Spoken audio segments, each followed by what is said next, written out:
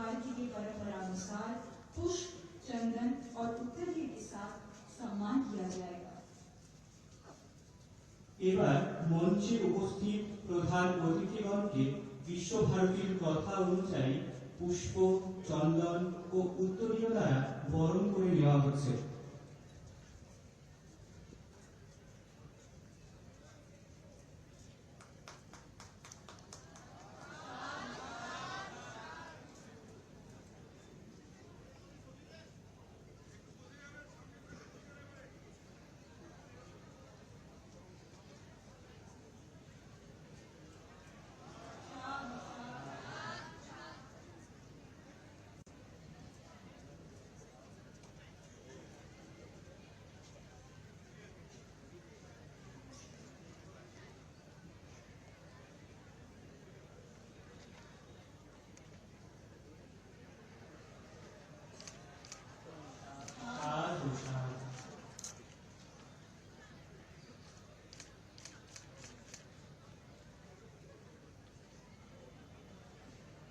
विश्व भारती शांति निकेतन के विशेष उपहारों के साथ माननीय अतिथियों को अभ्यर्थना की जा रही है।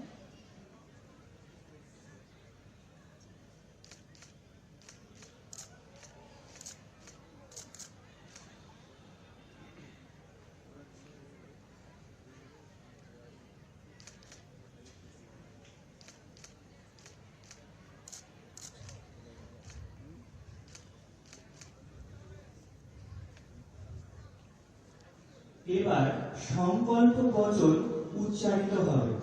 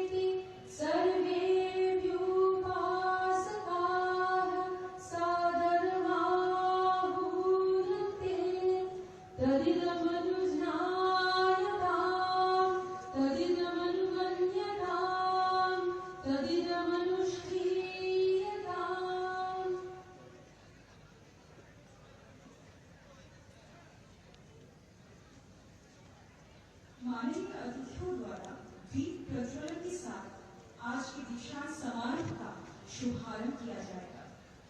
এবার মাননীয় অতিথি মহাশয়দের দ্বারা প্রদীপ প্রজ্বলন প্রজ্বলনের মাধ্যমে এই সমাবর্তন অনুষ্ঠানের শুভারম্ভ সূচিত হচ্ছে। ॐ तत्सत् अग्निना अग्निः सविध्यते एतद्वै ब्रह्मदीप्यते यदग्निर्ज्वलति ज्योतिरूपमयम् अग्निर्ज्योतिरूपमिदं ज्ञानं ज्योतिषा वादते तमः अपेदुहासते तमः अग्ने ज्योतिरसि त्वं दीप्यमानं त्वासादयामि ज्योतिष्मतः पथो रक्षति यावृतान् जनस्य गोपा अजनिष्ठजाग्निरग्निः सुदक्षः सुविधाय नव्यसे अग्नि एतं ते ब्रह्मचारिणं परिददामि मनसा शिवेन सौम्य तेजोऽसि तेजोवरम् अग्ने ऊर्जमोजिष्ठम् आभर तदेव निर्भयं ब्रह्मज्ञानालोकं समन्ततः विन्दस्व कर्मशुभं दीप्तो भवता दीपयन् दीप्यमानः ज्वलतु अनिशं ज्ञानदीपार्चिः ज्योतिः पश्यन्ता उत्तरम्। বিশ্বভারতীর উপাচার্য হওয়ার সুবাদে আমি দীক্ষান্ত সমারোহ शुरू করার জন্য आदेश করছি। दीक्षांत समारोह के लिए शुरू करने के लिए मैं आदेश कर रहा हूँ। I declare this convocation open.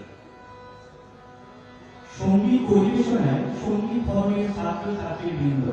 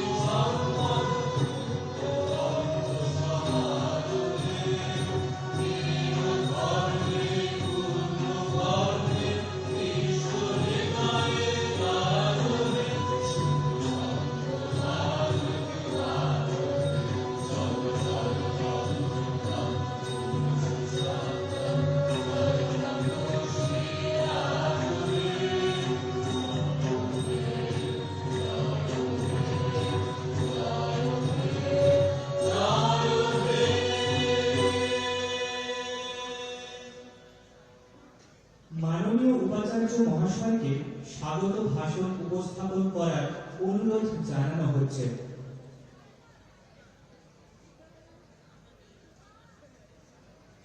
আজ এক বিশেষ দিন। ছাত্রছাত্রীরা যারা পড়াশোনা করেছে তারা আজ ব্রহ্মচর্য অবস্থান থেকে বহির্জগতে प्रविष्ट हो। आज एक विशेष पवित्र दिन है। इसके दो कारण हैं। एक कारण है कि आप शुरू से जो इतना दिन पढ़ाई किया, पढ़ाई करने के बाद आप बहिर् विश्व से आपको जोड़ोगे। और दूसरी बात है, आज विश्व भारती परिवार के साथ जुड़े हुए भारत माता का तो कृति संतान माननीय परम पूजनीय रक्षा मंत्री जी श्री राजनाथ सिंह जी और साथ साथ माननीय सुभाष सरकार जी, वो भी भारत सरकार का राज्य मंत्री है शिक्षा का। तो मैं ये दोनों कृति संतान को आभार व्यक्त करता हूँ। इतना बिजी शेड्यूल का बावजूद जब भी मैंने अनुरोध किया आने के लिए, तभी ये दोनों सज्जन हमारा आमंत्रण स्वीकार कर लिया। काल से सर डॉक्टर सरकार दोनों ही हमारा साथ है। इसके साथ साथ कोर्ट का मेंबर मैडम डॉक्टर चैटर्जी जी है और दो और मेहमान हैं, इसके बारे में जरूर बोलना चाहिए। वो है हमारा शिक्षा दफ्तर का ऑफिसर मिस्टर श्री सरकार और रामगढ़ से आए हुए चीफ मिनिस्टर का रिप्रेजेंटेटिव डॉक्टर अतुल जोशी साहब। मैं अपना आभार व्यक्त करता हूँ, ये लोग भी इतना दूर से आए। और बच्चों, आपको मैं मेरा ढेर सारा प्यार देता हूँ। आज का दिन विशेष दिन है विश्व भारती के लिए भी, क्योंकि आज हम लोग ऐसा जो गेस्ट विशेष अतिथि रूप में आए, ये जो दोनों सर्जन नहीं है, ये बहुत बड़े इंसान है। और आप जानते हैं गुरुदेव का जो चिंता, गुरुदेव का जो लेख, उसमें एक ही चीज उभार के निकलता है, वो है इंसानियत। तो इंसानियत का प्रतिरूप, जिसका एग्जाम्पल भी कह सकते हैं, वो है हमारा माननीय राजनाथ जी और माननीय सुभाष सरकार जी। मैं आप लोगों का प्रणाम करता हूँ। और साथ साथ जो आए हुए दिल्ली से ये कार्यक्रम सफल करने के लिए सभी साथियों को मैं अपना नमस्कार देता हूँ। और साथ साथ मेरा जो विश्व भारती परिवार का साथी है, उसको भी मैं धन्यवाद ज्ञापन करता हूँ, क्योंकि ये लोग का मदद बिना काम, इतना बड़ा काम, इसका महायुद्ध कह सकते हैं, वो नहीं संपन्न उन्होंने का हिम्मत और ताकत मेरे में नहीं था। तो अभी आज हम लोग सुनेंगे माननीय रक्षा मंत्री जी का और माननीय राज्य शिक्षा मंत्री जी की, जो आप लोग आशीर्वचन देंगे। ये आशीर्वचन आप ध्यान से सुनिए, क्योंकि ये आशीर्वचन आपको मदद करेगा आगे जीवन में जाने के लिए। क्योंकि ये जो सर्जन हमारे साथ बैठे हुए, ये जो सर्जन जीवन का हर पहलू देखा और हर पहलू का अलग अलग जो एक्सपीरियंस, ये आप लोग से शेयर करेंगे, आप लोग को बताएंगे। मैं यही उम्मीद करता हूँ कि हमारा स्टूडेंट्स है यहाँ पे, ये स्टूडेंट्स भी ये जो आशीर्वाद का आधार पर जो सीखेंगे, ये सीखना सुनना नहीं, इसको अपनाने की कोशिश करेंगे। यही बात करके आपको भी मैं धन्यवाद देता हूँ। और सबसे मेरा बात खत्म करने से पहले मैं प्रणाम करता हूँ ये आश्रम प्रतिष्ठा का महर्षि रविंद्रनाथ टैगोर को, जो गुरुदेव का पिताजी थे। और विश्व भारती स्थापना के लिए मैं गुरुदेव को याद करता हूँ, मैं नमन करता हूँ। और यहाँ का जमींदार, जो जमींदार के यहाँ का जमीन दिया, भुवन मोहन सिंह साहब को याद करता हूँ, क्योंकि वो जमीन अगर नहीं देते उस टाइम, तो शायद विश्व भारती नहीं बन पाता। तो तीन महामानव को मैं आज इस पवित्र दिन में मैं स्मरण करता हूँ एंड प्रणाम करता हूँ। इसी बात है कि मैं फिर दोबारा जो मंच पे बैठे हुए हमारा अतिथि माननीय राजनाथ सिंह जी और माननीय सुभाष जी, दोनों को मैं फिर नमन करता हूँ। और आप लोग को फिर मैं आभार व्यक्त करता हूँ। आप आशीर्वाद से सुनिए और अपना कोशिश की, यही सब कह के मैं फिर धन्यवाद देता हूँ। नमस्कार। अब माननीय उपाचार्य महोदय विश्व भारती के 8 भवनों के अध्यक्ष को ऐतिहासिक पूर्ण सप्तपर्णी पल्लव से संबर्धित करेंगे। यह पल्लव विश्वविद्यालय के सत्र 2021 के सभी उत्तीर्ण छात्र छात्राओं के डिग्री के प्रतीक है।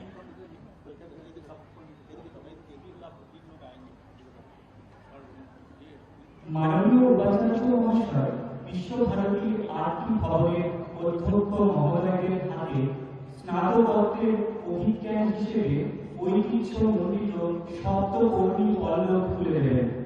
এর মাধ্যমে ছাত্রছাত্রীরা স্নাতক হিসেবে স্বীকৃত হবেন।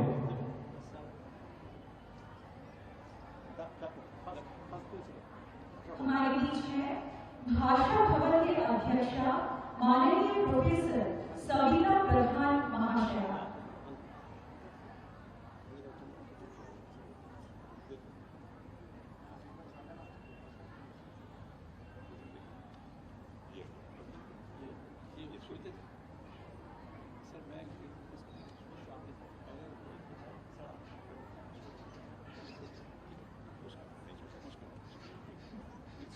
এবার আমাদের মাঝে রয়েছেন কলা ভবনের অধ্যক্ষ অধ্যাপক শ্রী সঞ্জয় রায় দলিত মহাশয়।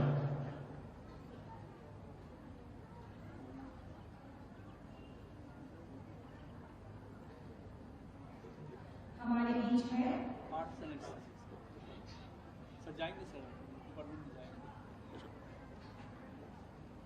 हमारे बीच है पल्ली शिक्षा भवन के अध्यक्ष माननीय प्रोफेसर अरुण कुमार बाई महाशय।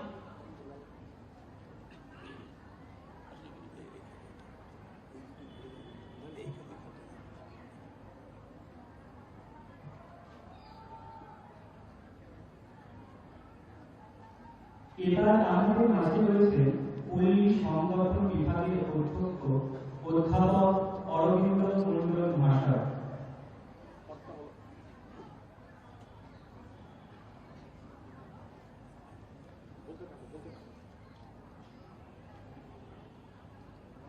हमारे बीच हैं संगीत भवन के अध्यक्ष माननीय प्रोफेसर श्री बुद्धदेव दास महाशय।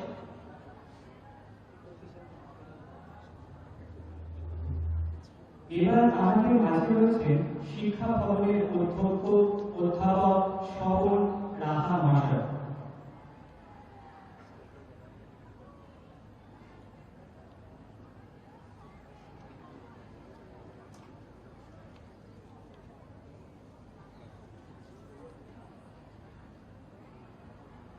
हमारे बीच है विद्या भवन के अध्यक्षा माननीय प्रोफेसर विपाशा राहा महाशया।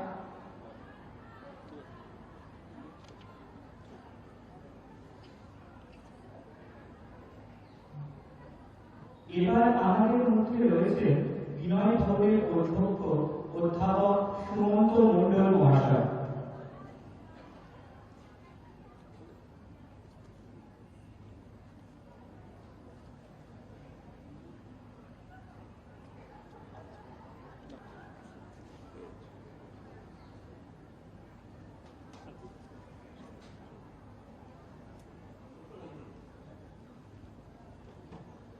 আজকের অনুষ্ঠানে বিশেষ অতিথি মাননীয় কেন্দ্রীয় রাজ্য শিক্ষা প্রতিমন্ত্রী ডক্টর সুভাষ সরকার মহাশয়কে অনুরোধ তার অভিভাষণের মাধ্যমে ছাত্রছাত্রীদের পথ প্রদর্শন করুন।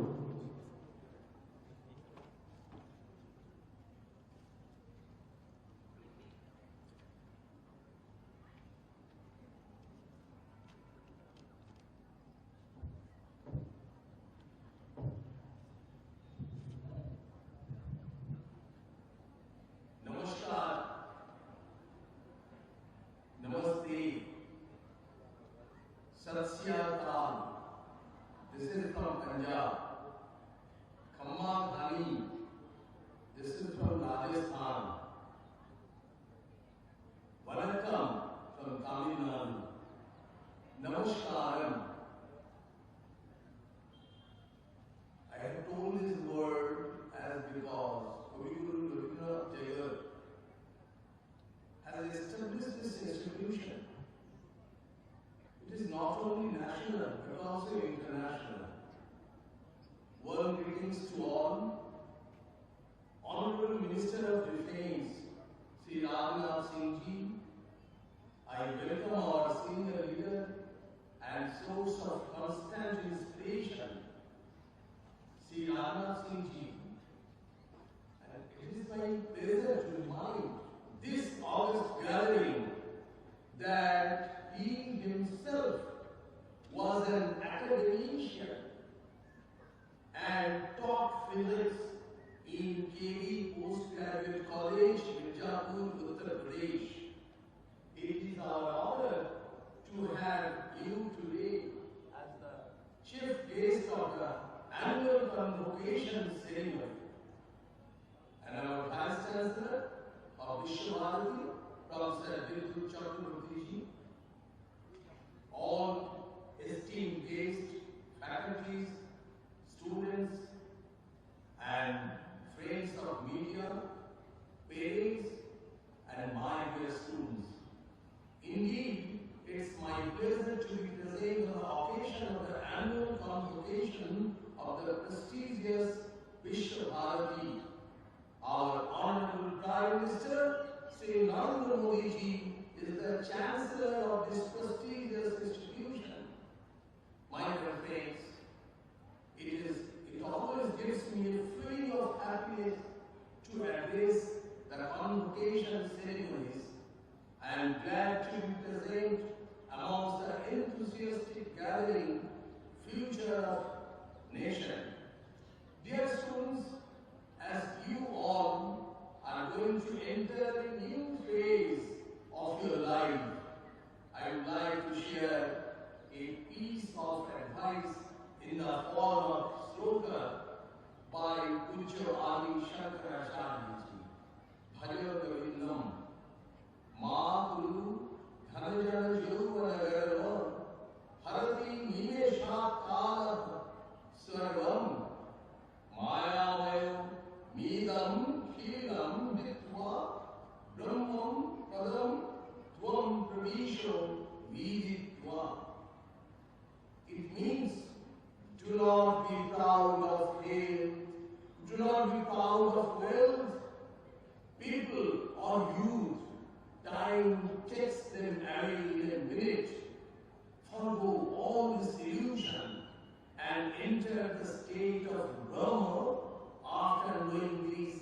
In other words, be enlightened with the power of knowledge. My dear graduating students, it is my great pleasure to congratulate you on the completion of your degrees, and I want to extend my best wishes to all of you in your future journey. That's a new horizon of many opportunities will be now in front of you. I am hopeful that some of you will become founders of startups, which can soon become unicorns. Under your leadership, some of you may take up the path of civil services and can serve the nation.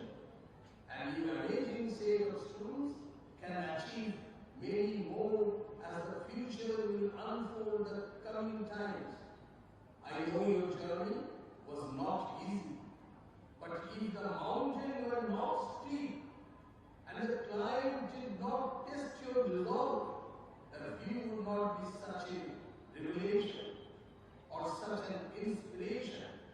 Now you stand at the peak and opportunity stretches out before you.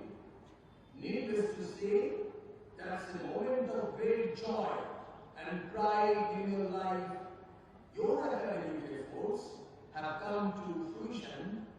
This marks the completion of one stage.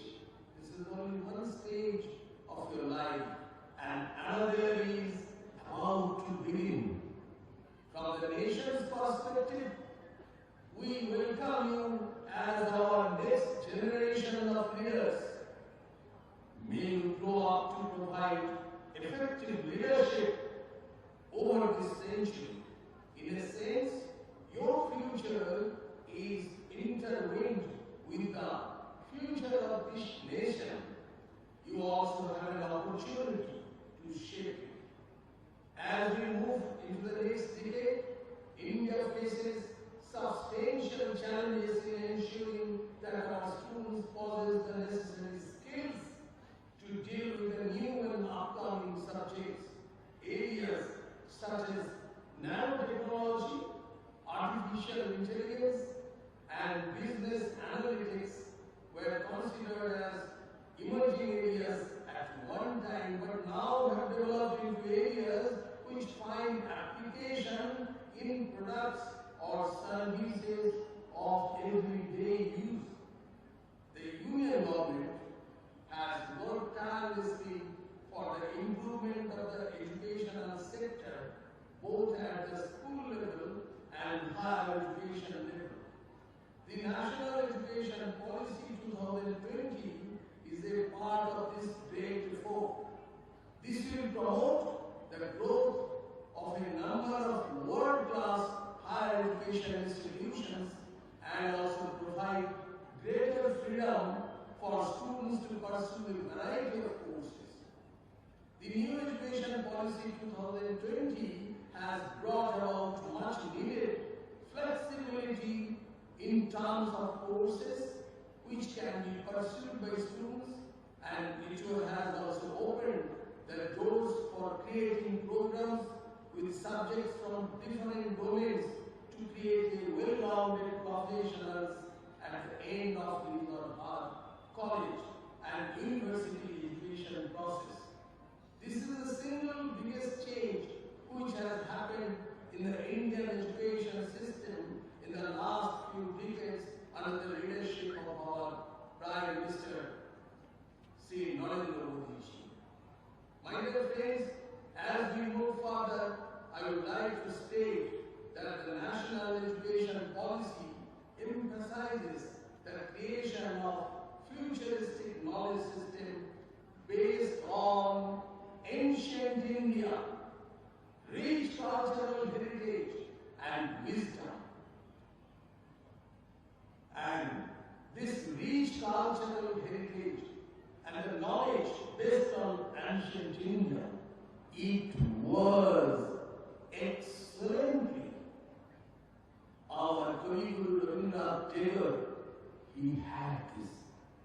And under these foundations, these institutions have been developed.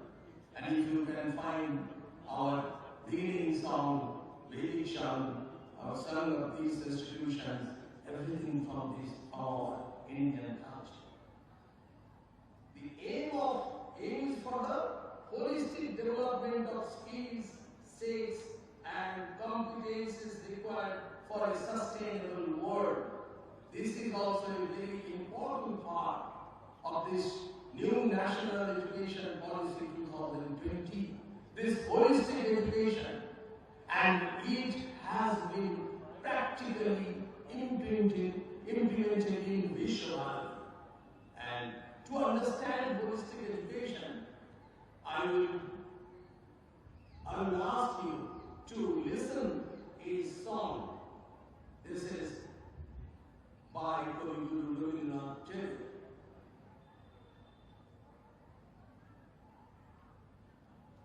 Few lines.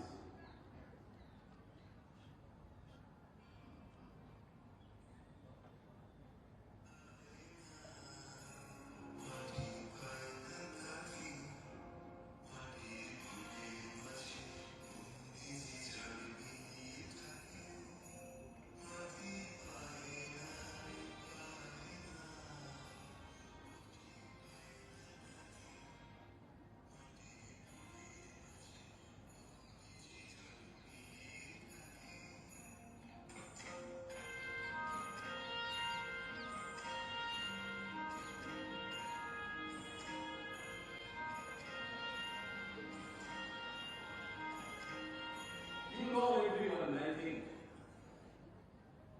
The English meaning is, which means captive water sojourns in Earth's bosom, entirely hidden. Earth cannot get to him. Happy. She craves in vain. One day, he breaks the time, and her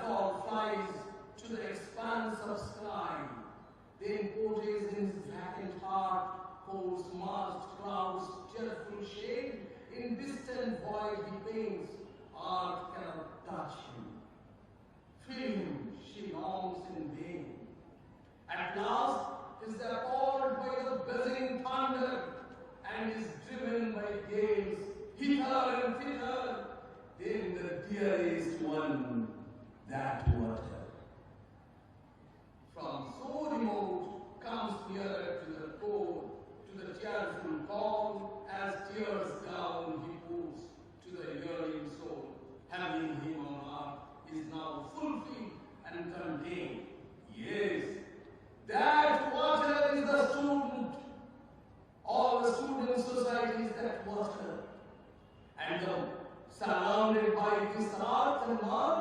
This is the parent society and these institutions. When you're going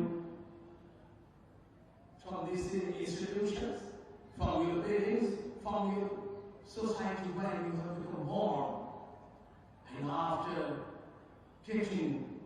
having some ornaments, you have to come back and you have to give this to the institution, to your parents, to your district, to your state, to your country. This is the holistic education that your Guru Taylor has told.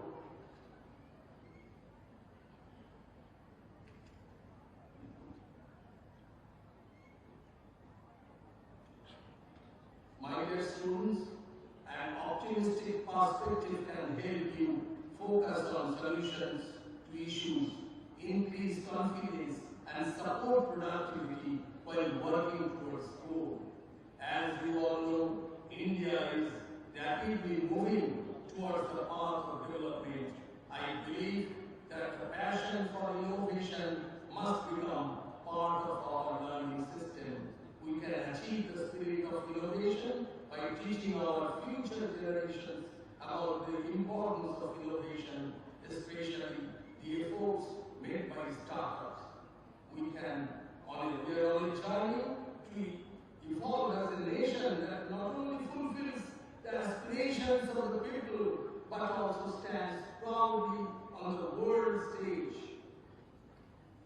And dear students, as you step into the world of unexplored challenges, novel encounters, learning and experiences, the knowledge and competencies that you have acquired will help you create value and contribute not only to the development of a self-reliant India, but also to the whole world of wisdom.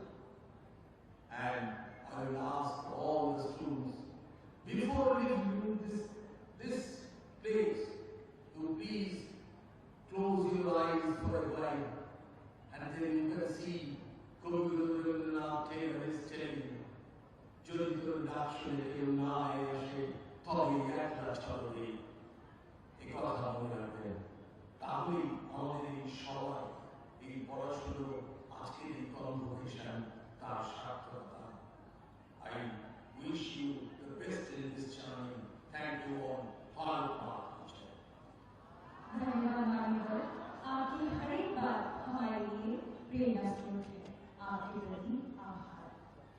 अब हमारे माननीय प्रधान अतिथि भारतवर्ष के वर्तमान रक्षा मंत्री श्रीमान राजनाथ सिंह महोदय को छात्र छात्राओं के उद्देश्य में अपनी गुरुवाणी के लिए आमंत्रित करना चाहूँगी। माननीय प्रधान अतिथि केंद्रीय प्रतिरक्षा मंत्री श्री राजनाथ सिंह महोदय के বক্তব্য উপস্থাপন করার অনুরোধ জানানো হচ্ছে।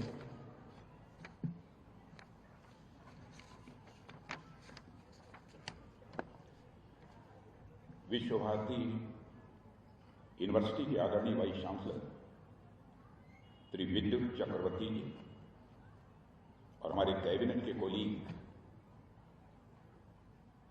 Honourable state minister of state for education doctor Subhas ji Sarkar, Shrimati Locket Chatterjee, member of parliament and the member of the university court, esteemed members of executive and academic councils, learned faculty members and officials of the university, friends of the media, and last but not the least, my dear young friends.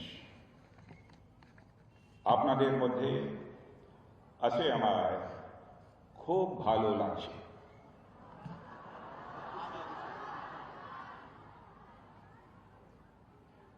प्रिय बच्चों, इस देश के कई university में convocation को address करने का मुझे अवसर प्राप्त हुआ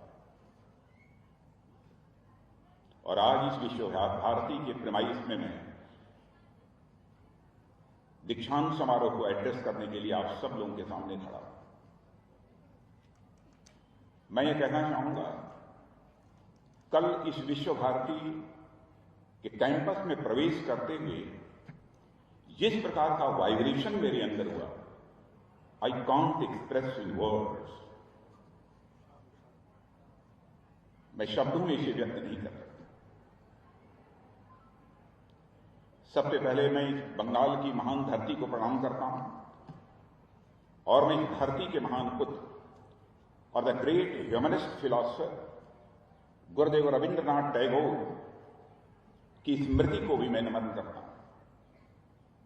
मैं गुरुदेव के फिलॉसफिकल लेगेसी के फिजिकल मैनिफेस्टेशन देश और दुनिया के मोस्ट प्रेस्टिजियस एजुकेशनल इंस्टीट्यूशंस में से एक विश्व भारती के प्रति हृदय से मैं सम्मान व्यक्त करता हूं।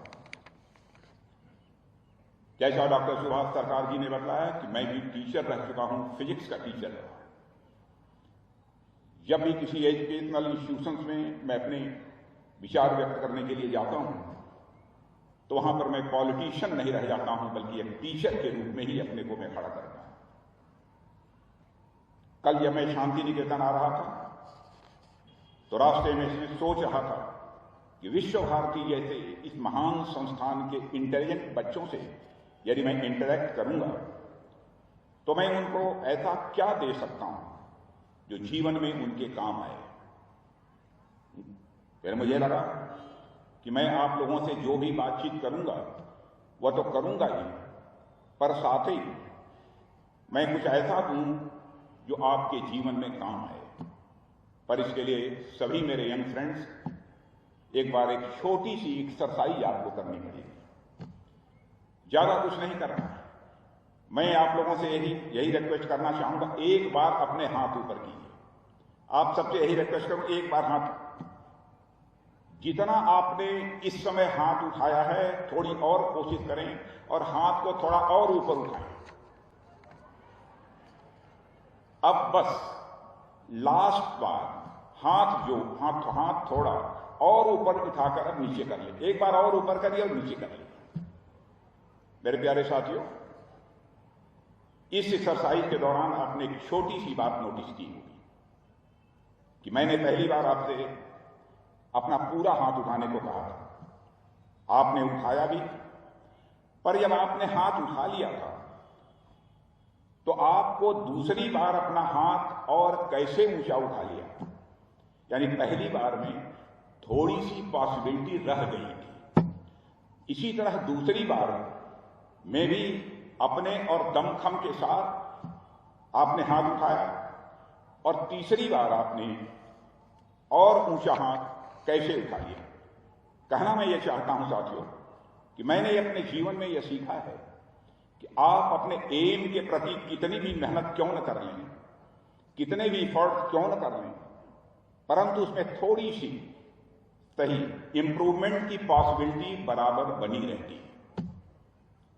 और यही पॉसिबिलिटी आपके हार्ड वर्क को सक्सेस में बदलने की कुव्वत रखती है, दम रखती है।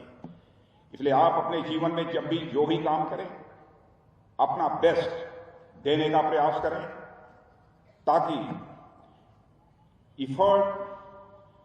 जनता को लाभ हो सके। और इस सच्चाई को भी समझें कि एफर्ट की कोई अंतिम लाइन नहीं होती। अपने गोल को अचीव करने के लिए बराबर एफर्ट करते रहने की जरूरत है। निराश मत होना बच्चों, यही मैं कहना चाहता हूं। इसे अगर आप अपने जीवन में याद रखेंगे तो मैं यह समझूंगा कि आज मेरा आप लोगों के बीच आना यह सफल रहा है, सार्थक रहा है। इसके बाद कही जाने वाली बात आप भूल भी जाएं तो मुझे आपसे कोई शिकायत नहीं है। मैं समझता हूं कि यह सीख आपको जीवन में आगे बढ़ाएगी और आपको सफलता की राह भी प्रशस्त करेगी। साथियों, मैं कल से ही शांति निकेतन के प्रीमाइसेस में उपस्थित हूं। आमतौर पर मैं इस तरह के किसी भी प्रोग्राम में जाता हूं तो सुबह जाकर दोपहर में कार्यक्रम करने के बाद शाम को मैं वापस आ जाता हूं। पर विश्व भारती में आने का जब प्रोग्राम बना उसके लिए मैंने तय किया एक दिन एक्स्ट्रा रखूंगा ताकि मैं विश्व भारती और वहां गुरुदेव को थोड़ा और जान सकूं, समझ सकूं। वैसे विश्व भारती और गुरुदेव को एक दो दिन में तो नहीं जाना जा सकता है, एक दो दिन में तो नहीं समझा जा सकता है। ये दोनों एक्सपीरियंस करने के लिए हैं, इंटरनलाइज करने के लिए हैं, अपने जीवन में उतारने के लिए। और जिन्होंने इनको अपने जीवन में इंटरलाइज कर लिया है उसे परमानंद यानी इसे ब्लिस कहते हैं। मैं विश्वास के साथ कह सकता हूं इसी परमानंद की, इसी ब्लिस की उसे अनुभूति होगी। साथियों, उनके लिए विश्व भारती किसी तीर्थ से यह कम नहीं था। उनके लिए यह स्वीकार करने में कोई हर्ज नहीं होगा कि वेस्ट बंगाल में यदि एक धार्मिक तीर्थ गंगा सागर है तो एक एकेडमिक तीर्थ यह शांति निकेतन है। अंतर बस इतना है कि गंगा सागर में दूर से आती हुई गंगा सागर में विलीन हो जाती हैं और शांति निकेतन से अपने स्टूडेंट के रूप में निकली यह ज्ञान गंगा दूर दूर तक जाती है और अपने ज्ञान से अनेक क्षेत्रों को अभिसिंचित करती है, यानी इनरिच करती है। आज जब मैं विश्व भारती के कैंपस में यहां उपस्थित हूं तो यह मेरे लिए अपने आप में बड़े गर्व का विषय है और उस पर भी आप जैसे नौजवानों के बीच होना तो निश्चित ही या किसी ब्लिस से यानी परमानंद से हमारे लिए कम नहीं है। मुझे यहां विलियम वर्ड्सवर्थ की एक पोएम याद आती है जिसका मैं जिक्र आप सबके सामने यहां करना चाहूंगा। उन्होंने कहा था कि bliss was it in that dawn to be alive but to be young was very happy, यानी भोर में, सुबह में, डाउन में यह तो अपने आप में आनंद देता ही है, पर यंग एज में इसका आनंद तो किसी अलौकिक सुख से कम नहीं होता है। इस संदर्भ में मैं कह सकता हूं जब मैं विश्व भारती में हूं तो मेरे लिए यह अनफॉरगेटेबल मूवमेंट है और आप लोग तो अपने यंग एज में यहाँ रह रहे हैं और स्टडी कर रहे हैं। ऐसे में आप लोगों के लिए तो यह अनुभव निश्चित रूप से अलौकिक आनंद देने वाला है, मेरी ऐसी मान्यता है। साथियों, विश्व भारती अपने नाम के अनुरूप ही अपने और गुरुदेव के वैल्यूज को स्पष्ट करती है। विश्व भारती एक ऐसा वर्ल्ड कॉम्बिनेशन है जिसमें विश्व भी है और भारती भी है, यानी समस्त विश्व के आचार विचार और व्यवहार के साथ भारत के संबंधों का विकास और विश्व की डिफरेंट सिविलाइजेशन से बेस्ट एलिमेंट्स का एक्सचेंज यानी आदान प्रदान। पर सिविलाइजेशन के बीच यह एक्सचेंज किस फाउंडेशन पर होगा, आप इस पर विचार करें। यह एक्सचेंज होगा इंडियन कल्चर और फिलॉसफी के फाउंडेशन पर। विश्व भारती, विश्व और भारतीय, यह ज्ञान का अद्भुत और यह अद्वितीय समन्वय है, कोऑर्डिनेशन है, जो पूरी दुनिया से ज्ञान की धारा को इंडियन थॉट में एसिमिलेट करने और इंडियन थॉट से पूरे वर्ल्ड को इनलाइटन करने की कैपेबिलिटी रखता है। विश्व भारती का मोटो यत्र विश्वम भवति एक नीडम, अर्थात जहां संपूर्ण विश्व ही एक नीड है यानी नेस्ट में निवास करता है, समस्त विश्व के प्रति भारतीय भाव का यह एक्सप्रेशन है। यह टेम्पल ऑफ लर्निंग गुरुदेव के ज्ञान का मूर्त स्वरूप है और उनकी ज्ञान साधना का यह प्रतिफल है। इसलिए अपने फिजिकल फॉर्म में गुरुदेव हमारे बीच भले ही न उपस्थित हों, पर अपने नॉलेज और विजडम के स्वरूप में वह निश्चित रूप से हमारे बीच उपस्थित हैं और आगे भी मेरा विश्वास है वह सदैव हम सबके बीच उपस्थित रहेंगे। साथियों, भारतीय इतिहास में 18th सेंचुरी के सेकंड हाफ से लेकर 20th सेंचुरी के फर्स्ट हाफ तक एक ऐसा पीरियड रहा है जिसने इंडियन सोसाइटी को एक नई दिशा दी है। इस टाइम पीरियड ने ईश्वरचंद्र विद्यासागर जैसी पर्सनालिटी दी जिसने नए विचारों वाली शिक्षा के माध्यम से न केवल बंगाल बल्कि पूरे देश में सोशल लेवल और ऑर्थोडॉक्सीज के खिलाफ आवाज उठाई। और इस पीरियड ने राजा राम मोहन राय जैसे पायनियर दिए जिन्होंने मॉडर्न एजुकेशन के माध्यम से राष्ट्र में एक नई कंससनेस को जन्म दिया। इन सभी महापुरुषों का स्मरण मैं यहां क्यों कर रहा हूं?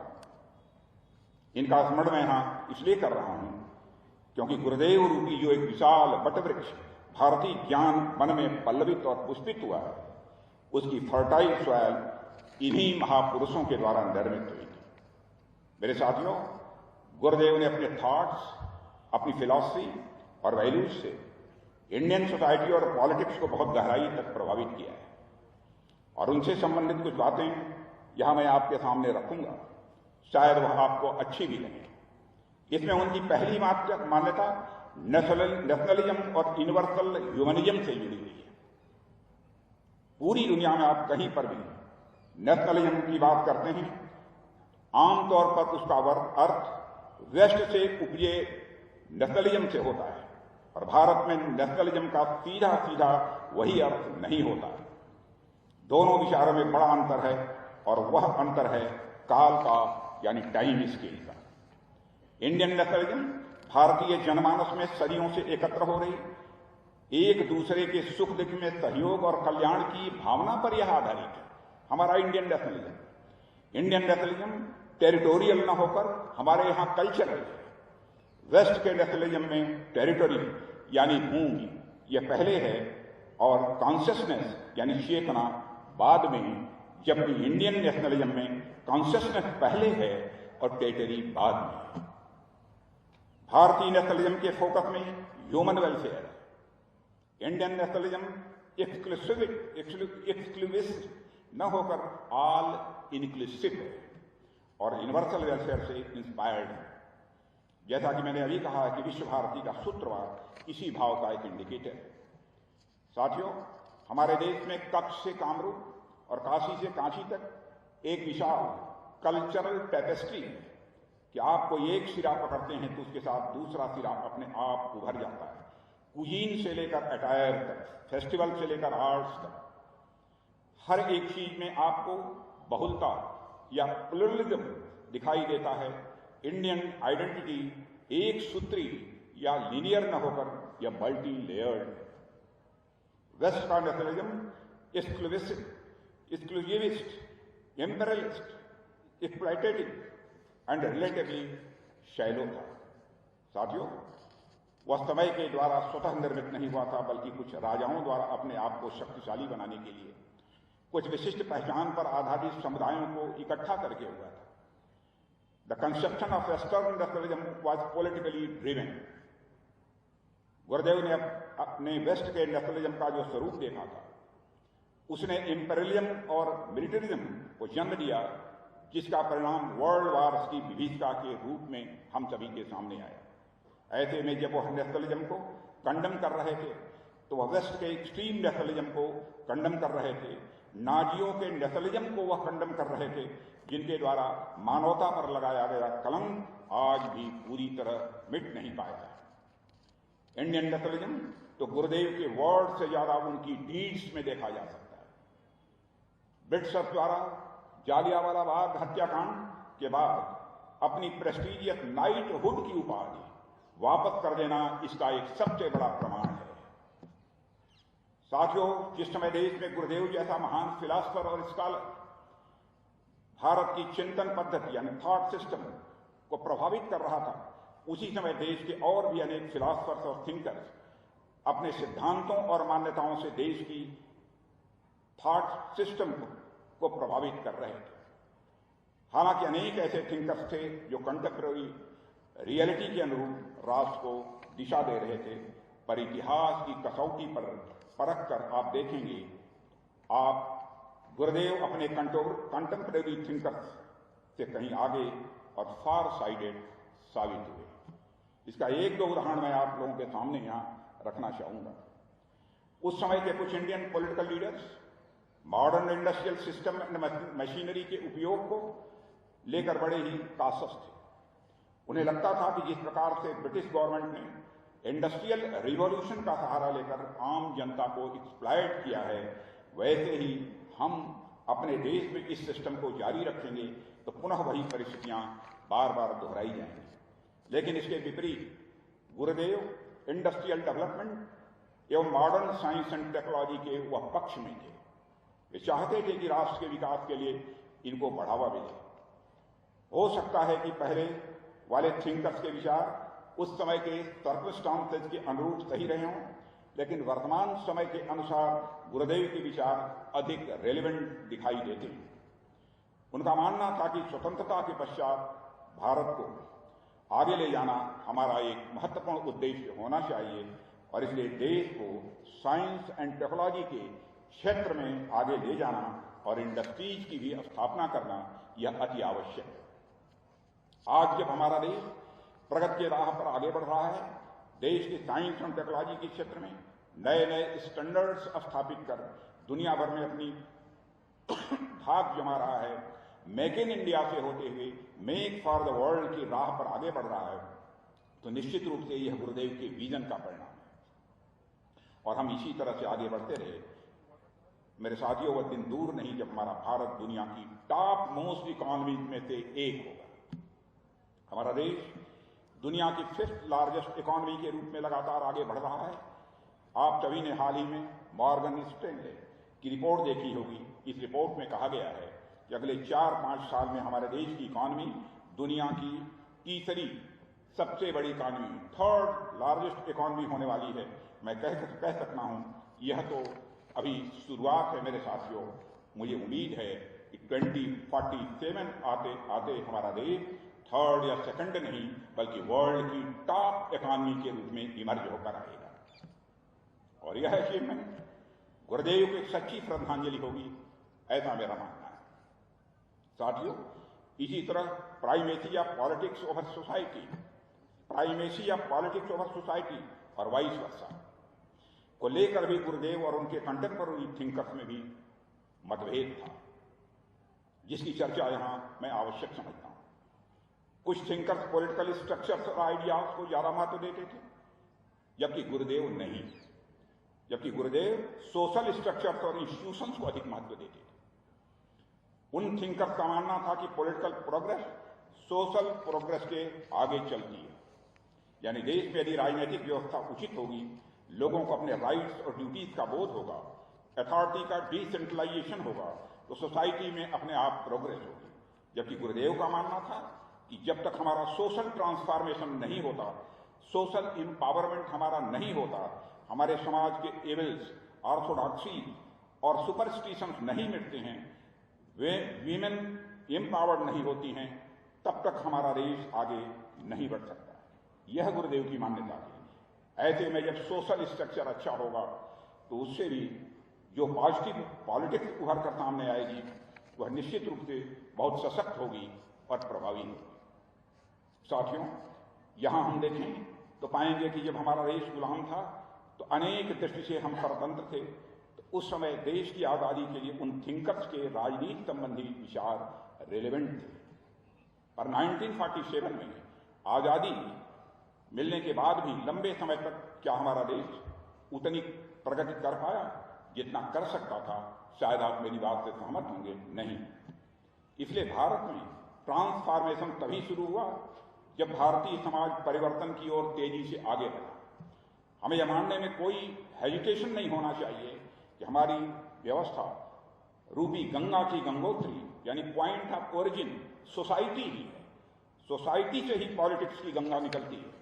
इसलिए आज जब हम समाज से कास्ट डिस्क्रिमिनेशन के एलिमिनेशन का प्रयास कर रहे हैं, वेमेन एम्पावरमेंट का निरंतर प्रयास कर रहे हैं, किसानों मजदूरों को हम सशक्त कर रहे हैं, तो यह सब इंडियन सोसाइटी और पॉलिटिक्स दोनों को ही सशक्त करने का यह हमारा प्रयास है। और इसके पीछे कहीं न कहीं गुरुदेव जी का ही यह इंस्पिरेशन है। साथियों, गुरुदेव के एजुकेशन रिलेटेड थॉट्स आज भी हमारे लिए मार्गदर्शक यानी गाइडिंग लाइट का यह कार्य करते हैं। वह स्टूडेंट के भीतर फैक्ट और इंफॉर्मेशन का भंडार बनाने की को शिक्षा नहीं मानते थे। वह एजुकेशन को ट्रुथ और ब्यूटी तक पहुंचने और सोशल वेलफेयर इंश्योर करने का एक वह मार्ग मानते थे। यानी हम जो कुछ भी अपने जीवन में सीख रहे हैं वह सीख हमारे व्यक्तित्व, हमारे परिवार, समाज और राष्ट्र के हित के अनुरूप होनी चाहिए। यानी किसी चीज का केवल सीखना ही पर्याप्त नहीं है, बल्कि उसका समाज के हित में उपयोग हो, यह आवश्यक है। अगर हमारी सीख का, हमारी शिक्षा का समाज के हित में उपयोग नहीं हो पा रहा है तो ऐसी शिक्षा मैं मानता हूं यह किसी काम की नहीं है। मैं आप लोगों के सामने यहां पर एक उदाहरण रखना चाहता हूं। बात थोड़ी अलग है पर मुझे विश्वास है यह बात आपकी समझ में आएगी। एक बार स्कूल में एक बच्चा क्लास के समय थोड़ी देर से पहुंचा। क्लास टीचर ने बच्चे से पूछा कि देरी क्यों हुई। बच्चे ने कहा, मैं एक बूढ़ी माता जी को सड़क पार करा रहा था। कल आपने ही सिखाया था हमें क्लास में कि सीनियर सिटीजन को सड़क पार कराना यह अच्छी बात होती है। टीचर ने कहा, हाँ मैंने बताया तो था, पर इस काम के लिए इतना लेट? यह तो कुछ सेकंड्स का काम है। इस पर उस बच्चे ने चटपट जवाब दिया, सर काम तो सेकंड्स भर का है, पर वह बूढ़ी माता सड़क पार करने को तैयार ही नहीं हो रही थी। बड़ी मुश्किल से खींच खांच कर सड़क पार कराया उन्हें, और इसलिए मुझे क्लास में पहुंचने में, स्कूल में पहुंचने में लेट हुई। यानी बच्चे ने एजुकेशन के फॉर्म को तो मेमोराइज कर लिया, बच्चे ने एजुकेशन के फॉर्म को तो मेमोराइज कर लिया, पर उसके एसेंस को नहीं समझ पाया। टीचर की बात तो उसने रट ली थी, पर उस बात में निहित सार, यानी उस बात का एसेंस, उसको भी वह आत्मसात नहीं कर पाया। वह यह नहीं समझ पाया किसी नीडी पर्सन को सड़क पार कराना चाहिए, न कि फोर्सिबली किसी भी वृद्ध को। ऐसे में शिक्षा का समाज और राष्ट्र के लिए कोई अर्थ मेरे साथियों नहीं रह जाता है। साथियों, वेस्ट ने एक समय में अपने स्कूल्स और कॉलेजेस की ऐसी संरचना की जो बंद कमरे में बड़ी संख्या में बच्चों को शिक्षित करने की पर आधारित थी। ऐसी संस्थाएं मानो स्कूल न हों, बल्कि असेंबली लाइन फैक्ट्री हों, जहां बच्चों के अंदर नॉलेज भरा जाता। ऐसी संस्थाएं मास प्रोडक्शन करने लग गईं, जहां कम कास्ट से ज्यादा एजुकेटेड बच्चे बाहर निकल सकें और वन साइज फिट्स ऑल के रूप में यह समाज में आ सके। ऐसे में किसी बच्चे की इंडिविजुअलिटी कैसे डेवलप हो सकेगी, यह स्वाभाविक रूप से विचार किया जा सकता है। साथियों, 40-40, 50-50 बच्चों के ऊपर एक एक टीचर का रेशियो, यह हमारी देन नहीं है, हमारे वेस्ट की देन है, यह पश्चिमी देशों की देन है। अब एक टीचर इतने बच्चों को एक साथ पढ़ाएगा तो उनमें से कितनों की इंडिविजुअलिटी यानी व्यक्तित्व को वह निखार पाएगा। यह वैसे ही हुआ जैसे कि क्लास में हाथी हो या मछली हो, बाज हो या बाघ हो, सबको उड़ने की, तैरने की और दौड़ने की समान शिक्षा दी है। ऐसे में व्यक्तित्व निर्माण कहां तक संभव है, स्वयं आप विचार सकते हैं। हो सकता है किसी बच्चे के अंदर पेंटर छुपा बैठा हो, किसी बच्चे के अंदर जादूगर हो, तो किसी बच्चे के अंदर साइंटिस्ट, स्कल्प्टर या सिंगर छिपा बैठा हो। वह बिना फ्रीडम और ऑटोनॉमी के किसी भी सूरत में बाहर नहीं आ सकता है। जबकि हमारे देश में प्राचीन गुरुकुल में ऐसी व्यवस्था नहीं थी। अनेक स्टडीज यह बताती हैं कि नालंदा और तक्षशिला जैसी यूनिवर्सिटीज में फैकल्टी और स्टूडेंट का रेशियो 1:5 हुआ करता था। प्रत्येक शिक्षक पूरी निष्ठा और ईमानदारी के साथ बच्चों पर ध्यान देने में सक्षम था। इस व्यवस्था से जब शिक्षा से लेकर ग्रेजुएट बाहर निकलते थे, तब वह समाज के लिए कुछ नया कर पाने में सक्षम होते थे।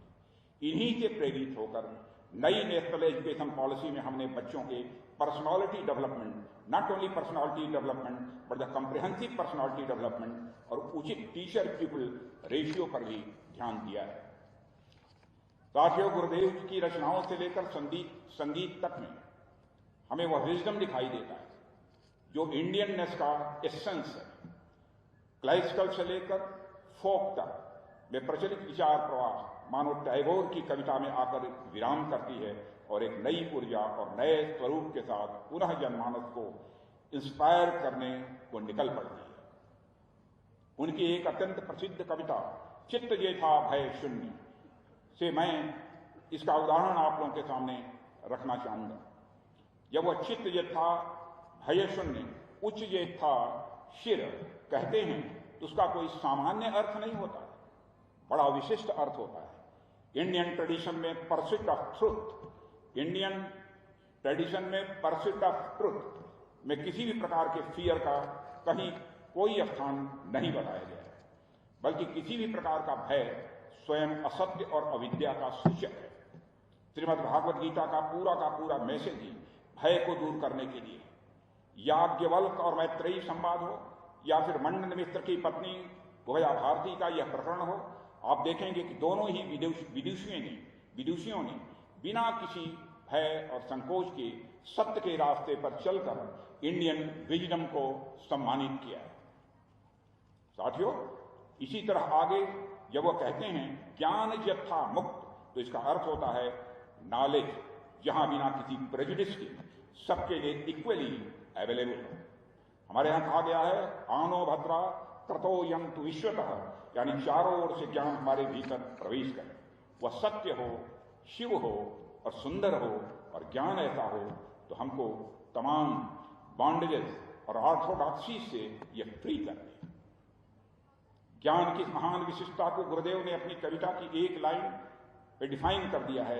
आगे वह कहते हैं जेथा गृहेर प्राचीर आपन प्रांगण तले दिवस शर्वरी वसुधारे राखे नाई खंडो क्षुद्रो कोरी। यह भी हमारी उसी एंशिएंट सेंटिमेंट को एक्सप्रेस करता है जिसे हमारे यहाँ वसुधैव कुटुंबकम यानी the whole world is a family, जहां अपने पराये का कोई भेदभाव नहीं और समस्त जीवों में जड़ चेतन में एक ही तत्व के वास की कल्पना की गई है। हमारे यहाँ ऋषियों और ऋषियों ने कहा भी है कि यत पिंडे तत् ब्रह्मांडे, जो पिंड में है वही ब्रह्मांड में है, जो जड़ में है वही जो चेतन में है, जो सूक्ष्म में है वही विवर्त में है, जो बड़े में है वही छोटे में है, जो मेरे में है वही तेरे में है।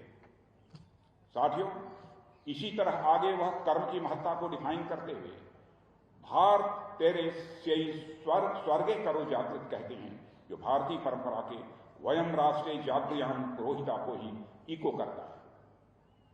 इस तरह टैगोर अपने मन, वचन और कर्म से इंडियननेस के लिविंग इम्बॉडीमेंट यानी जीती जागती व प्रतिमूर्ति थे, और उन्होंने अपने कर्तृत्व के माध्यम से संपूर्ण विश्व में इसका प्रचार प्रसार किया। हमें उन्हें फॉलो करने और उनके दिखाए गए मार्ग पर तेजी से आगे बढ़ने की जरूरत है। मेरे यंग फ्रेंड्स, आज जब मैं आप सभी यंग फ्रेंड्स के बीच में हूं तो मैं आप सभी का आह्वान करता हूं कि आप अपने जीवन में कुछ अच्छा करें, कुछ नया सोचें और जीवन और समाज में कुछ और बेहतर करने की ओर आप आगे बढ़ें। आप अपने जीवन में जो कुछ भी कर रहे हों या करने जा रहे हों, यह जरूर सोचें कि आपके देश और मानवता को इससे क्या मिलने वाला है। आप आगे बढ़ें, नई टेक्नोलॉजी डेवलप करें, आप नया इनोवेशन करें, आप स्टार्टअप खड़ा करें, एक टारगेट बनाकर फियरलेस होकर आप आगे बढ़ें। इस संदर्भ में मैं रॉबर्ट फ्रॉस्ट की एक पोएम का जिक्र आपके सामने करना चाहूंगा, जिसमें वह कहते हैं two roads diverge in a wood and I took the one less travelled by and that has made all the difference. यानी जीवन की यात्रा में मुझे एक ऐसा पड़ाव मिला जहां से दो राहें निकलती थी। एक राह आसान थी जिस पर चलकर पूरी दुनिया आ जा रही थी, दूसरी राह कठिन थी जिस पर इक्के दुक्के लोग ही दिखाई देते थे। मैंने दूसरी और कठिन राह चुनी और उसी ने मेरी पूरी दुनिया बदल दी। मैं समझता हूं इसी भावना के साथ आप लोगों को भी आगे बढ़ने की जरूरत है। मेरे युवा साथियों, आप सभी लोग जानते हैं कि किसी समय महात्मा गांधी जी के राजनीतिक गुरु श्री गोपाल कृष्ण गोखले ने कहा था कि what Bengal thinks today India thinks tomorrow. इस कथन को फिर से साकार करने की जरूरत है। मैं आपका आह्वान करता हूं, इस कथन को फिर से साकार करने की जरूरत है और इसकी रेस्पॉन्सिबिलिटी आप जैसे नौजवानों के ऊपर ही है।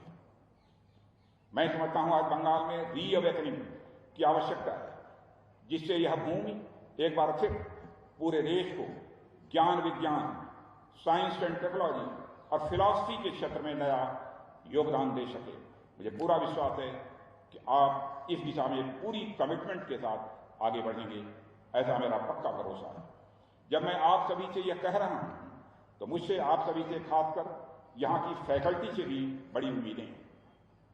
मैंने कहीं पर एक कथन पढ़ा था कि treat a man as he is and he will remain, as he is treat a man as he can and should be and he will become as he can and should B.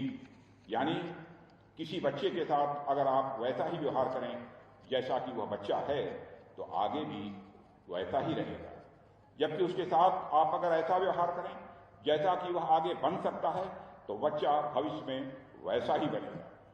अर्थात बच्चे का भविष्य इस बात पर निर्भर करता है उसकी अपब्रिंगिंग यानी उसका पालन पोषण कैसा हुआ है। इसे आप लोगों को जरूर ध्यान में रखना चाहिए। और मैं अपनी दृष्टि से देखूं तो मुझे आने वाले समय में आप लोगों के अंदर एक साइंटिस्ट दिखाई देता है, एक इकोनॉमिस्ट दिखाई देता है, अनेक इंजीनियर्स, अनेक आर्टिस्ट, इंडस्ट्रियलिस्ट और अनेक सोशल रिफॉर्मर्स हमको यहाँ पर बैठे हुए दिखाई देते हैं। पर इन सबसे ऊपर मेरी यह कामना है कि जैसे कभी गुरुदेव ने ह्यूमैनिटी को विश्व भारती जैसा इंस्टीट्यूशन दिया था, उसी तरह विश्व भारती ह्यूमैनिटी को एक गुरुदेव प्रदान करे। यह हमारी चाह है। गुरुदेव जैसा व्यक्तित्व कहीं और से नहीं आएगा, बल्कि गुरुदेव जैसी पर्सनालिटी, गुरुदेव जैसा व्यक्तित्व यही कहीं से आएगा।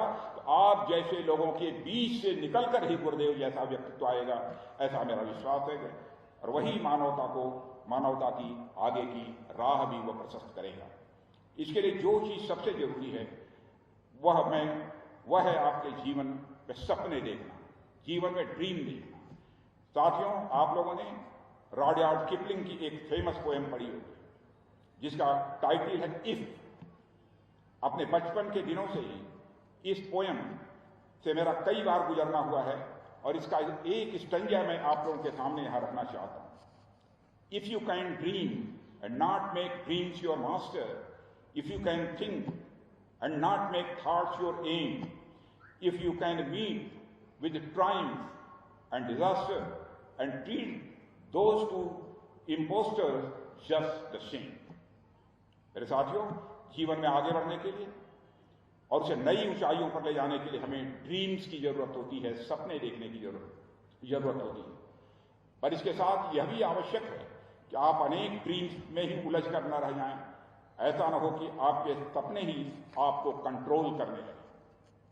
आज एक सपना, कल दूसरा और फिर तीसरा, चौथा सपना देखने लगे और अंत में हाथ में कुछ भी न लगे। इस तरह आप अगर कुछ सोचते हैं तो आपको यह मालूम होना चाहिए कि आप क्या और कितना सोच रहे हैं। आप अपना लक्ष्य भूलकर बस चिंतन में ही न लगे, यानी विवेक के साथ आप अपने लक्ष्य को प्राप्त करने की दिशा में आगे बढ़ें और बढ़ते रहें, यही हमारी कामना है। आपके जीवन में आपको सफलता भी मिलेगी, विफलता भी मिलेगी, अप्स एंड डाउन्स भी आते जाएंगे, पर आपके अंदर वह कैपेसिटी होनी चाहिए कि आप उनसे डिस्ट्रैक्ट हुए बिना अपने आप को बैलेंस तरीके से आगे बढ़ाते जाएं। यही आपकी सफलता की राह तैयार करेगा।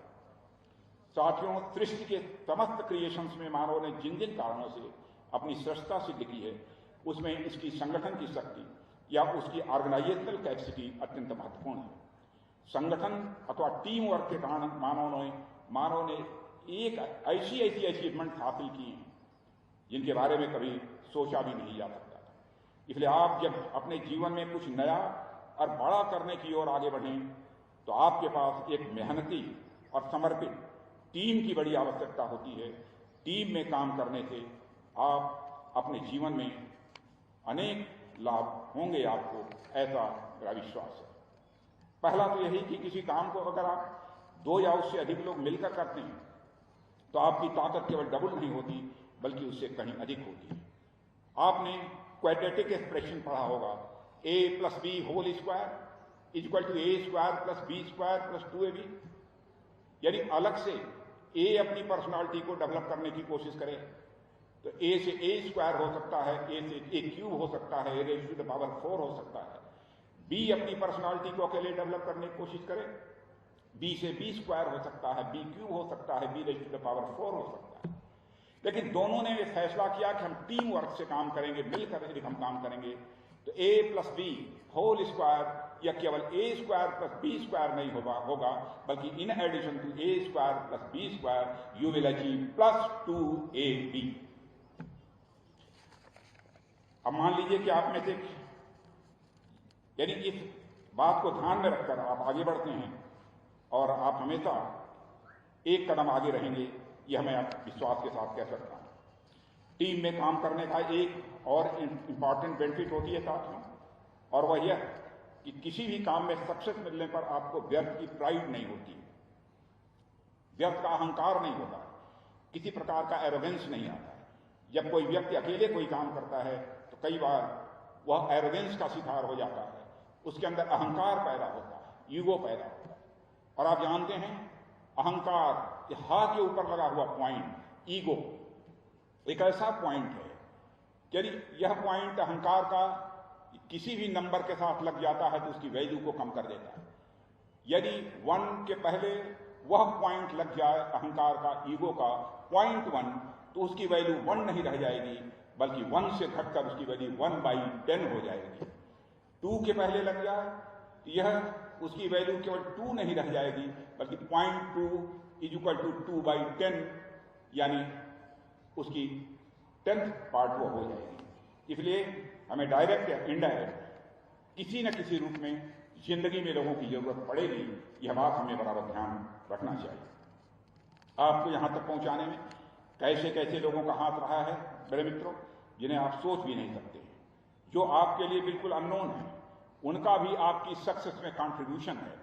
इस सच्चाई को भी अपने जीवन में कभी न भूलें। आप जो कपड़े पहनते हैं, हो सकता है कि उसका कॉटन महाराष्ट्र के किसी फार्मर के फील्ड से आया, हो सकता है आपके शूज कानपुर या आगरा की किसी फैक्ट्री से आए, जिनको बनाने वाले वर्कर्स को आप दूर दूर तक न जानते हों न पहचानते हों। जो चाय रोज आपका दिन बनाती है, असम और दार्जिलिंग के उन मजदूरों का आपसे कोई वास्ता नहीं। सुबह सुबह आप जो ब्रेकफास्ट लेकर क्लासरूम के लिए आप निकल देते हैं और उन्हें पैदा करने और आप तक पहुंचाने वाले सैकड़ों लोगों से आप अपरिचित हैं, परिचित नहीं हैं। आपके इंस्ट्रूमेंट्स और बाकी सब चीजें भी जिन्हें बनाने से लेकर आप तक सप्लाई करने वाले लोग कौन हैं, किस वर्ग से वो आते हैं, कहां से वो आते हैं, यह भी आपको मालूम नहीं है। इसी तरह आपके लाइफ से जुड़ी अनेक चीजें हैं, जिनके प्रोडक्शन से लेकर आपके पास आने तक के प्रोसेस में बहुत बड़ी संख्या में लोग जुड़े हुए, जिनके बारे में आपको मालूम नहीं है। इनके लिए हम मॉनेटरी पेमेंट कर देते हैं और हमको लगता है कि हमने इसकी कीमत चुका दी है। ऐसा नहीं है मेरे साथियों। Price is not the same thing as value. जिन किसानों मजदूरों की अभी मैंने बात की है, उनके त्याग और वरदान की कीमत रुपयों में नहीं चुकाई जा सकती।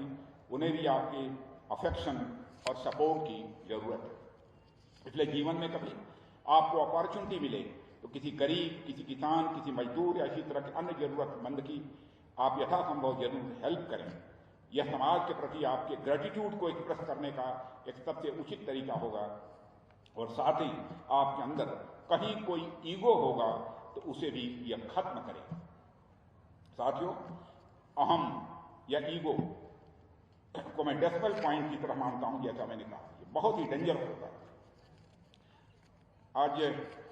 और साथियों, एक और मैं आप सभी लोगों से निवेदन करना चाहूंगा, जिंदगी में यदि आप काम करना तो छोटे मन से काम मत करना, बराबर आपको बड़े मन से काम करना चाहिए। तभी आप सोसाइटी का वेलफेयर कर सकते हैं, तभी आप समाज का कल्याण कर सकते हैं। जब छोटे मन से आप काम करेंगे तो देश को भी जो कंट्रीब्यूट आपके द्वारा किया जाना चाहिए वो आप नहीं कर सकते हैं। बराबर बड़े मन से काम करना चाहिए। और मैं कह सकता हूं, जिसका मन बड़ा होता है उसको सुख की प्राप्ति अधिक होती है, उसको आनंद की प्राप्ति बहुत होती है। और जो संत, महात्मा, सेंट और गुरुवर जैसे जो लोग होते हैं, उनका मन कितना बड़ा रहा होगा, इसकी हम कल्पना नहीं कर सकते। थोड़ी देर के लिए हम ये मान लें कि हमारा मन यह सर्किल है, हमारा मन यह सर्किल है। तो जैसे जैसे हम इस सर्किल का सर्कमफेरेंस बढ़ाते जाएंगे, उसी रेशियो में मैग्नीट्यूड ऑफ सुख, मैग्नीट्यूड ऑफ आनंद स्वाभाविक रूप से बढ़ता चला जाएगा। अंत में हम परमानंद को प्राप्त करेंगे। हम उसको मैथमेटिकल इक्वेशन में कहना हो तो कह सकते हैं कि सर्कमफेरेंस ऑफ मन is directly proportional to the magnitude of सुख, सर्कमफेरेंस ऑफ मन is directly proportional to the magnitude of आनंद, सर्कमफेरेंस ऑफ मन is directly proportional to the magnitude of परमानंद, इसे ब्लिस कहते हैं। साथियों, आप सभी जब लाइफ ऑफ कैंपस से कैंपस लाइफ में प्रवेश करने जा रहे हो, पर आपको ये हमेशा याद रखना है कि विश्व भारती का नाम आपके पेरेंट्स के नाम की भांति हमेशा हमेशा के लिए जुड़ गया है। आप अपने जीवन में आगे चलकर जो कुछ भी अच्छा या बुरा करेंगे, उसका श्रेय आपके और आपकी फैमिली के साथ विश्व भारती को भी बराबर जाएगा। आप सब इस टेम्पल ऑफ लर्निंग के एल्यूमिनाई ही नहीं, बल्कि इसकी वैल्यू सिस्टम के एम्बेसडर भी हैं, यह मानकर चले। यह विद्यापीठ आपके नाम और काम से ही जाना जाएगा, इसका भी आपको ध्यान रखना है। इसलिए आपकी यहाँ की इथिकल ड्यूटी बनती है कि आप जहाँ भी आएँ वहाँ अपनी एजुकेशन और वैल्यूज से विश्व भारती की फ्रेगरेंस यानी उसकी खुशबू बिखेरते रहें। साथियों, यहाँ की शिक्षा के साथ साथ संस्कारों की बात मैं बड़ा जानबूझकर यहाँ पर मैं करना चाहता हूँ। जीवन में ज्ञान का जितना महत्व है उतना ही हमारे वैल्यूज का भी महत्व है। आपको कुछ जीवन मूल्य, लाइफ वैल्यूज या वैल्यूज के प्रति हमेशा कमिटेड होना चाहिए, यह हमारी अपेक्षा है। आपके जीवन मूल्य यानी आपकी लाइफ वैल्यूज ही आपके कैरेक्टर को बताते हैं और आपका कैरेक्टर आपको कंप्लीट ह्यूमन बीइंग बनाता है। इस बात से मुझे एक घटना याद आ रही है जिसका जिक्र मैं यहां करना चाहूंगा। स्वामी विवेकानंद एक बार विदेश के दौरे पर थे।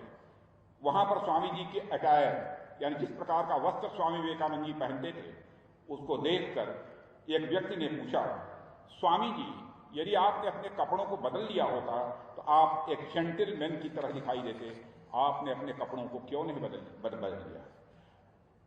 तो स्वामी विवेकानंद जी का जवाब था, वह स्वाभिमानी भारत की झलक देता है। स्वामी विवेकानंद ने उनसे कहा था कि in your country tailor makes the man but in our country character makes the man. इसे भी हमें अपने जीवन में नहीं भूलना है। मेरे युवा साथियों, स्वामी विवेकानंद जी की यही बात आपको जीवन में उतारनी है। और साथियों, आपको नॉलेज और वेल्थ के साथ साथ अपनी कैरेक्टर बिल्डिंग पर भी उतना ही ध्यान देना है।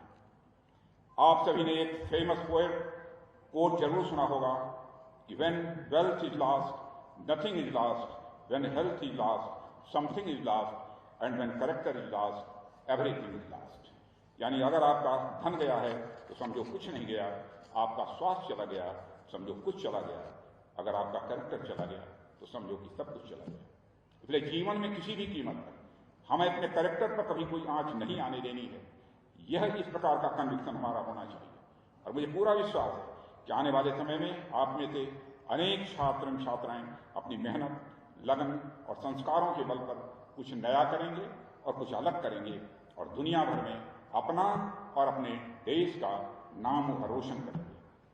हमारे भारत के प्रोग्रेस का रास्ता आप लोगों से ही होकर गुजरता है और आप लोग जितने सशक्त होंगे हमारा देश भी उतना ही सशक्त होगा। इसका भी हमें ख्याल रखना है। अंत में मैं विश्व भारती के आप सभी टीचर्स, स्टूडेंट्स और सभी स्टाफ को अपनी ओर से हार्दिक शुभकामनाएं देता हूं। और आप सभी बच्चे एक समृद्ध वृक्ष के फल और फूल हैं। मैं उस वृक्ष की रूट्स यानी आपके पेरेंट्स और गार्जियंस को भी मैं नमन करता हूं जिन्होंने आप अपने स्नेह और अभिसिंचित कर आपको यहां तक पहुंचाया है।